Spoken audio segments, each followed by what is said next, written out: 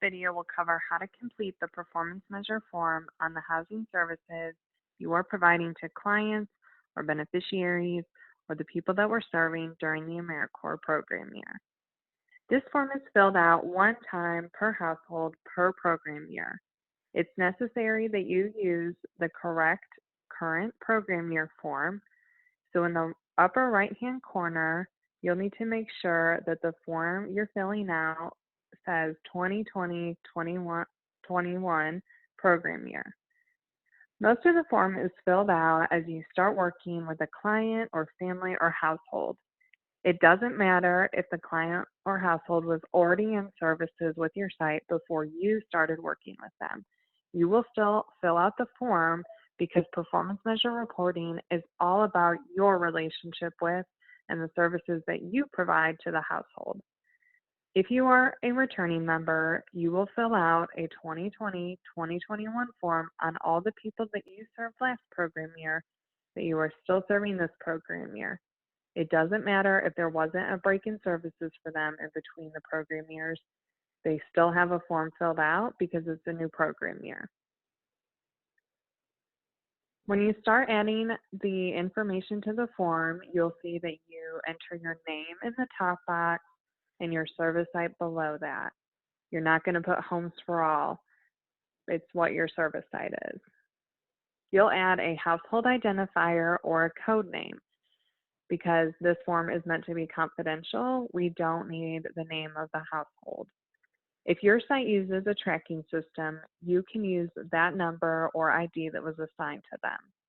If your site does not assign a number or ID, you will create your own ID using your initials, the client's initials, and the start of services date. The start of services date is the date that you started working with them.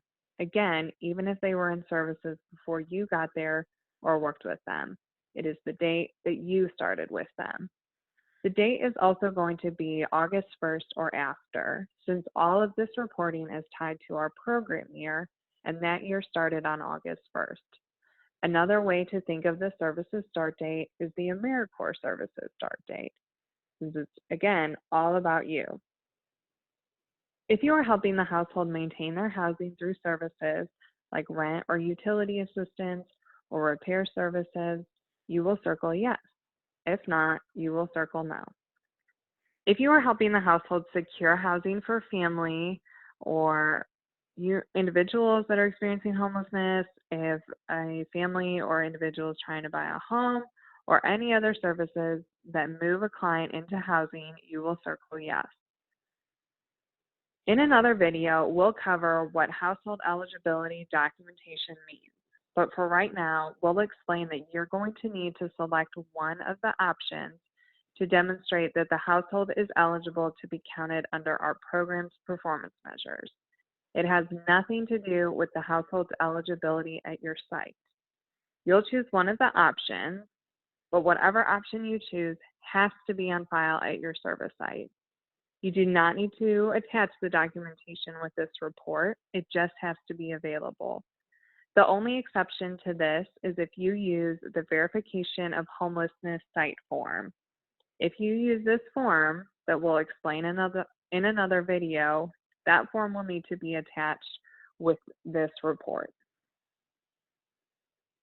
Under general household information, you'll identify all of the members in the household and whether they are an adult or a child.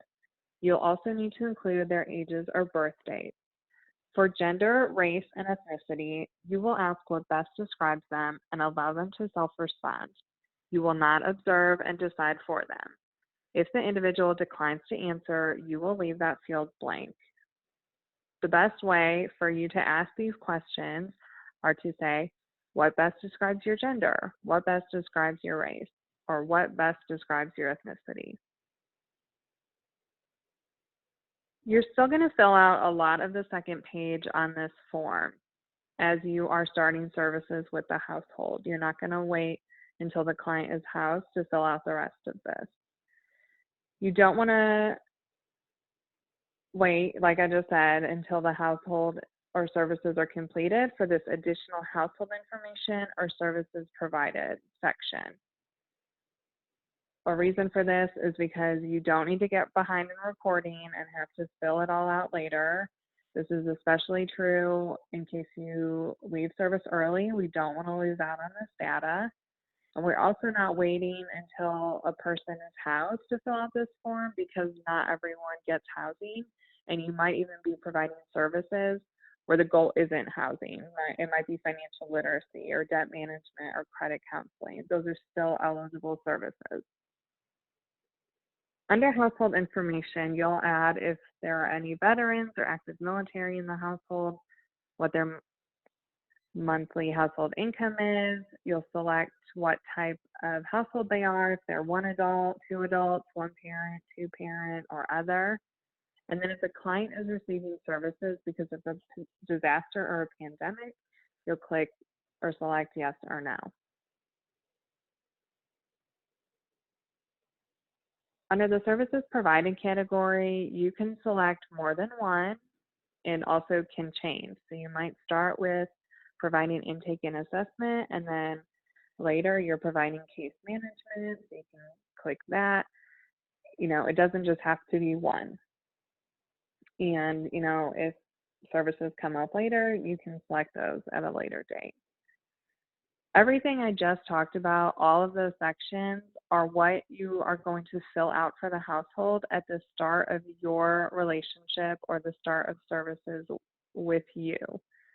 Each month on the 15th, this is as far as you will have completed and uploaded into America Learns, unless the household is housed during that same time frame. And if that's the case, you will fill out both pages completely and upload on or by the 15th of the month for the previous month. After you upload the form to America Learns and the client is then housed or services are completed later, you'll fill out the remaining sections. You'll fill out proof of housing, the date of services completion, and sign that the data was accurate. We will explain proof of housing and what that means in a separate video. You're going to have to choose one of those 4 options. The services completion date is the date that the client or household secured, moved into housing, their housing repairs were completed, their house was built, etc. If the client was not housed or services stopped because they were receiving other types of services, you will leave this blank. But if the client did get housing or maintain housing because of your services, you will add this date. The date will always be after August 1st, 2020, because again, it's about our program year. This form will need to be re-uploaded into America Learns, which is another tutorial that we'll have for you to watch. And as always, if you have any questions after watching this video, please call or email Holly or me.